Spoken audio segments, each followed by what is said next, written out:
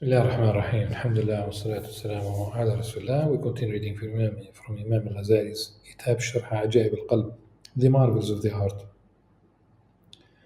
This is book 21 of Ihya Ulum al-Din, the revival of the religious sciences, the Islamic sciences, of course, translated by Walter James Skelly. We have reached page 95, mid-page exactly, and we are reading about the doors through which Satan enters. Some of them that we have read thus far. Um, the door of satiety, shaba, having so much food. The door of the love of adornment and furnishings, apparels and one's house. Another door is covetous desire, tama. And the one that we are going to read to begin with this session is haste, al-ajala. Imam Ghazali says another of his great doors of Satan's, of Iblis, of Satan's great doors is haste and giving up steadfastness in affairs. The Prophet ﷺ said,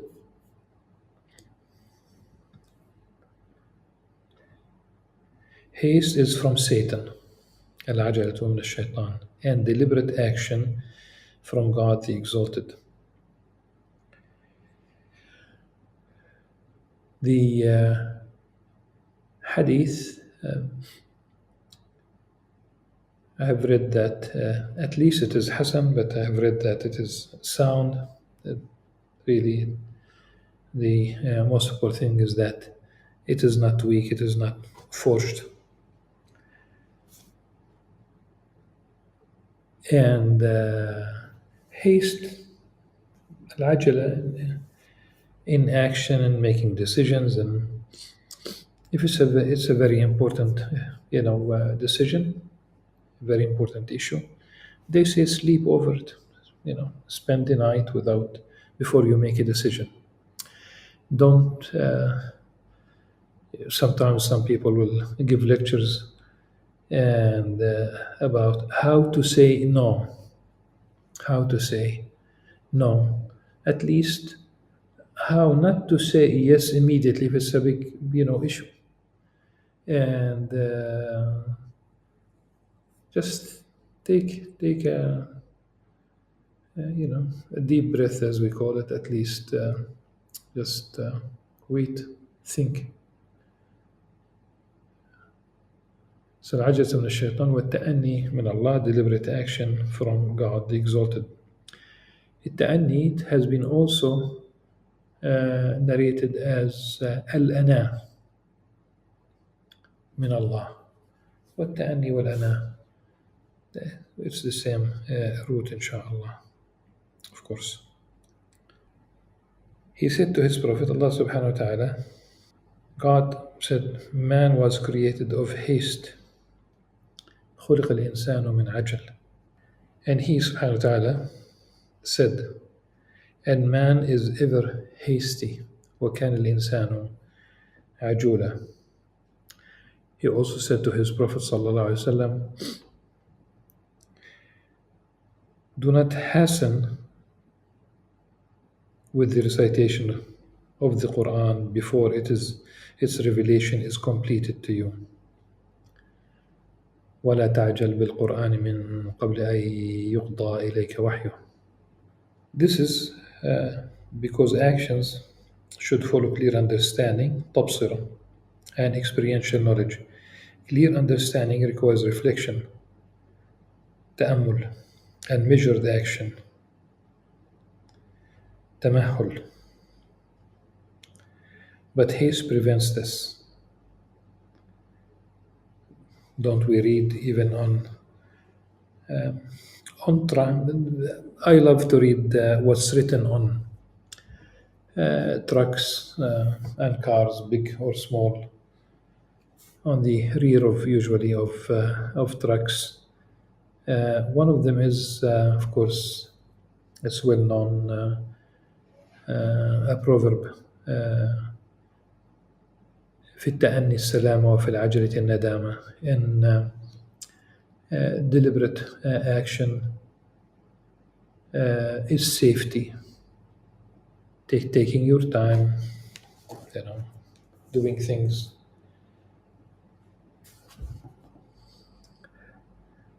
without haste. وفي العجل ندامة, and in haste is regret,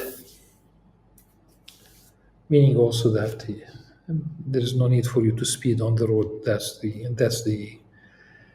context for drivers, but this is true in every respect.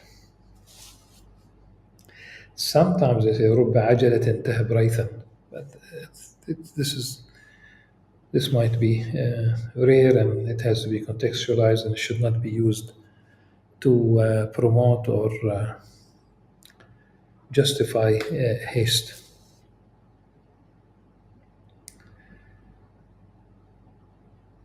And measured action, تمهل, but haste prevents this. For when a man seeks to make haste, Satan readily dispenses to him his own evil, from whence the man knows not. It's related that when Isa bin Maryam, alayhi salam, Jesus Christ, peace upon him, son of Mary, and Jesus Christ, son of Mary, this is really the only genealogy in the Quran. Of course, he's the word of Allah subhanahu wa ta'ala, of God to Mary alayhi salam. There is no Joseph in the Quran in her life. There is Joseph, son of Jacob, but that's a different story. But no Joseph in her life, no men in her life in the sense of a fiancé or a husband or nothing like that. A pure woman indeed, in the absolute sense. Allah subhanahu wa ta'ala chose her and purified her and chose her twice in one verse. So the genealogy here is only he is the son of Maryam. No lengthy genealogies, as in we have lengthy genealogies in the Gospels, with some difference, of course. They are not identical genealogies.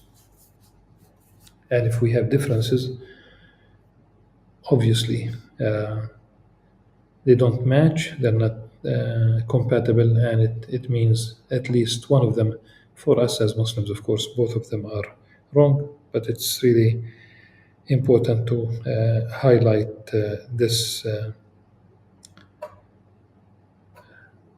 I asked the late Christian Sandel, who was once the dean of Harvard Divinity, about this difference in genealogies, and he said it's like somebody sitting in the middle of a room and you have four painters, and each one of them paints what he sees. That's not really that's not the way out. It's not this is not a painting. You talk about genealogy, which is a different take, of course. So it is related that when Isa bin Maryam alayhim salam was born, the demons came to Iblis and said, all of the idols have bowed their heads this morning. Listen,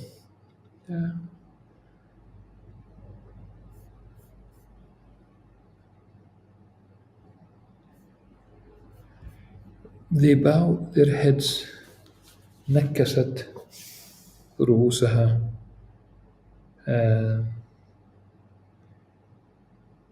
They have been obviously humiliated, but of course it's the idols themselves do not really have such a movement. It's indication of the what will become of these idols.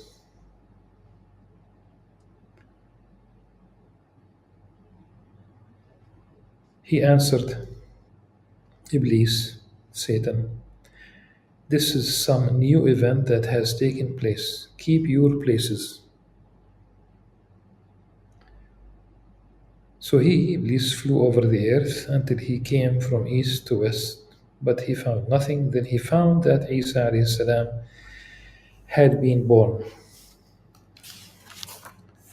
And behold, the angels were surrounding him. So Satan returned to them and said, a prophet was born last night.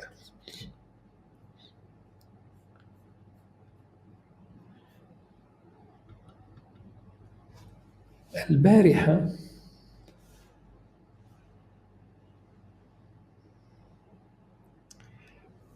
how about yesterday rather than last night? No female ever conceived or brought forth a child except that I was present. That's what Satan says. Save this one. So despair of idols being worshipped after this night, but approach the sons of Adam through haste and agility. There is a hadith of the Prophet ﷺ in which he said, all the children of Adam are poked at birth except for Mary and her son, meaning Mary and Jesus Christ, peace upon him. Another of his great doors, other than haste, another of his great doors lies in dirhams and dinars, in silver and gold. Dirhams and dinars, we talk about silver coins and golden coins. And the dinar is still a unit in gold, though people don't use it as currency. Thanks to President Nixon, and I'm being sarcastic, of course. Thanks to President Nixon for separating the relationship between gold and fiat money. He said, this is in the early 70s, he said that was a temporary move. Obviously, it's been exactly a little bit more than about 50 years exactly. About 50 years. Maybe a little bit more. So the United States can print money at will, so the $100 would cost the United States a few cents to print the $100. For the rest of the world, $100 will cost $100.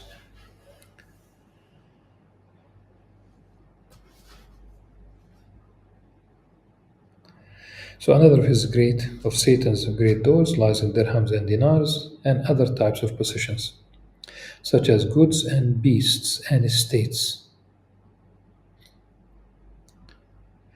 For whatsoever exceeds the bounds of daily sustenance and need is the abode of Satan.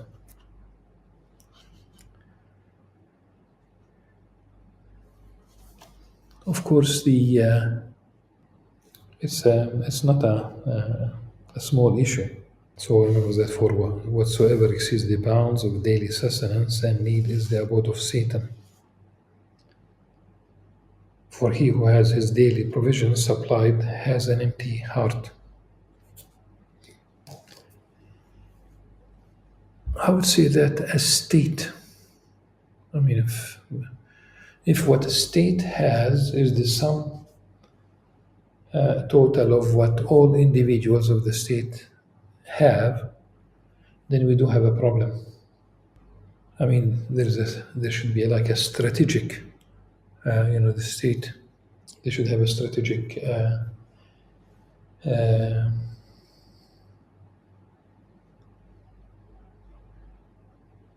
quantity of grain, of food,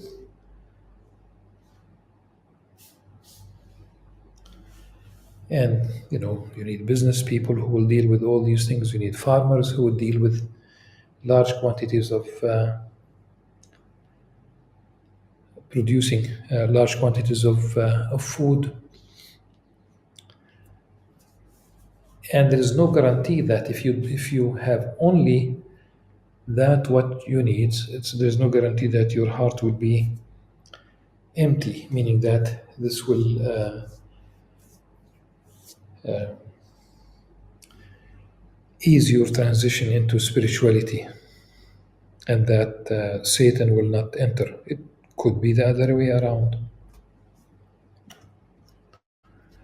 And even Imam Al-Ghazali in Ihya al-Din, elsewhere, he would talk about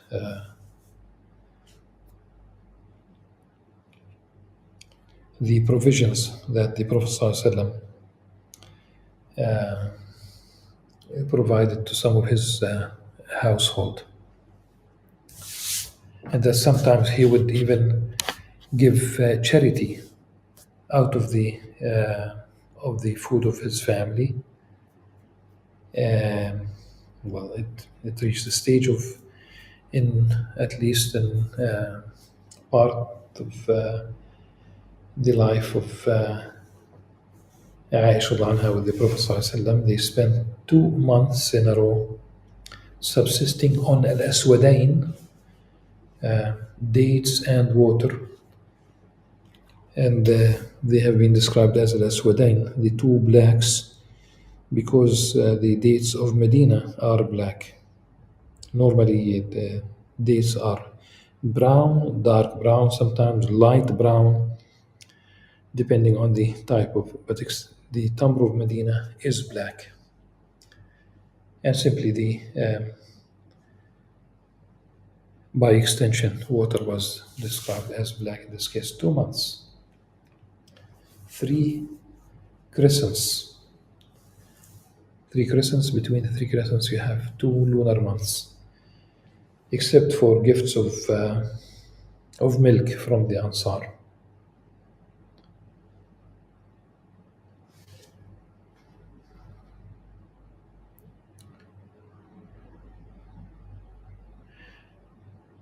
But if he found 100 dinars, for example, on the road, 10 desires would be stirred up in his heart, each one of which would require another 100 dinars.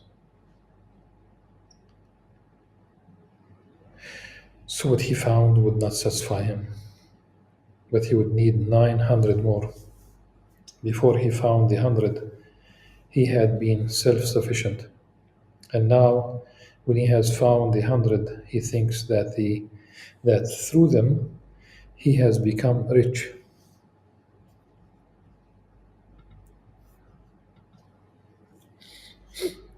But he has come to be in need of 900 in order to buy a house in which to dwell, to buy a servant girl, household effects, and fine clothing.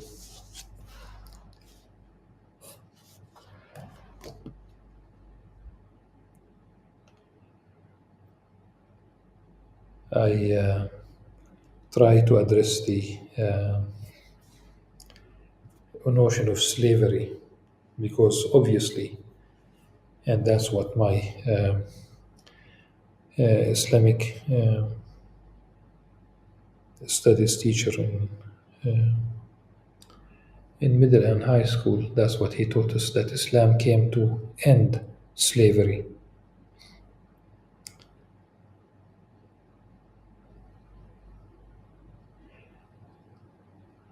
household effects, and fine clothing.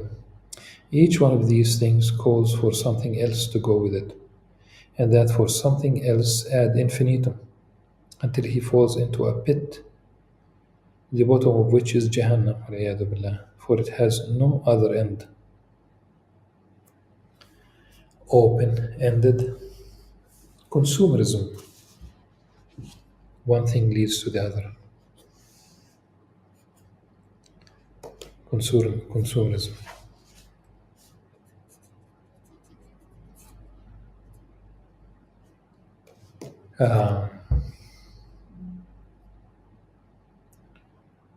And the markets have been described as the worst places on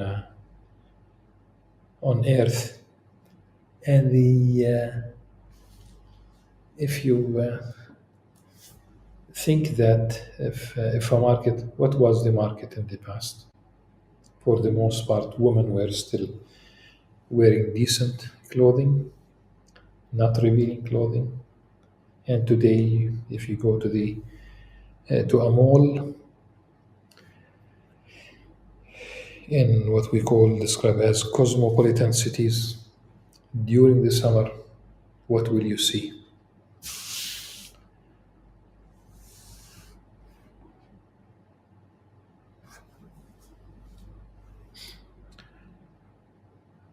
Thabit al-Banani said that when the Messenger of God sallallahu alaihi wasallam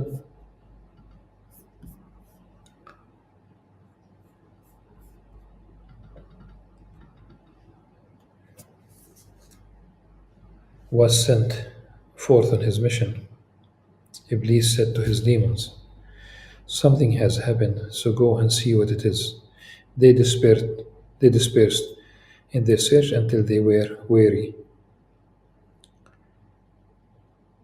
And then they came back and said, "We do not know." Iblis said, "I shall bring you the news." So he went and returned, saying, "God has sent forth Muhammad sallallahu alaihi wasallam." He, Thabit, went on to say, so Iblis began sending his demons to the companions of the Prophet ﷺ, but they returned frustrated, saying, "We never associated with such folk as these. We no sooner smite some of them than they rise up for their prayers, and it is all cancelled." Iblis said to them, "Take your time with them. Perhaps God will give them some of this present world's goods, and then we shall seize those of whom we have need." In fact,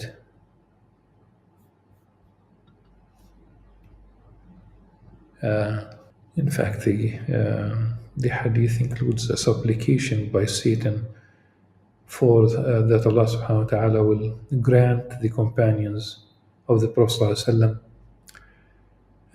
riches أن يفتح لهم الدنيا فنصيب منهم حاجتنا.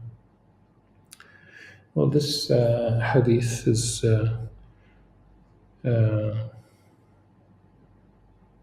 مرسل أخرجه ابن أبي الدنيا في مكايد الشيطان هكذا مرسل, so it's not مرفوع. It is related that Isa alayhi salam one day took a stone for a pillow, and Iblis passed by him and said, "O Isa, you have desired something in this present world," meaning the stone, the pillow.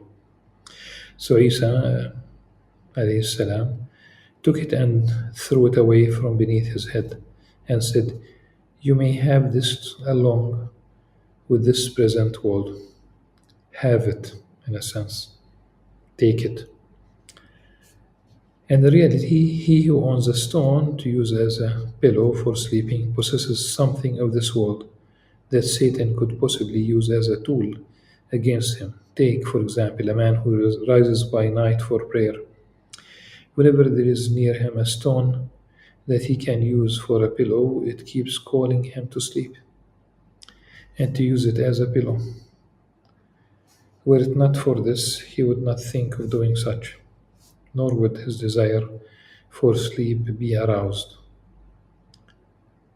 This being true for a stone, what is the state of one who possesses downy pillows and a soft bed and goodly recreation places. When will such a man rouse himself to the worship of God the Exalted? The next door is stinginess, the next entrance, great entrance, and the fear of poverty. Inshallah, we will read that in the next session with the Jalla. Until then, سبحانك اللهم وبحمدك أشهد أن لا إله إلا أنت أستغفرك وأتوب إليك والسلام عليكم ورحمة الله وبركاته.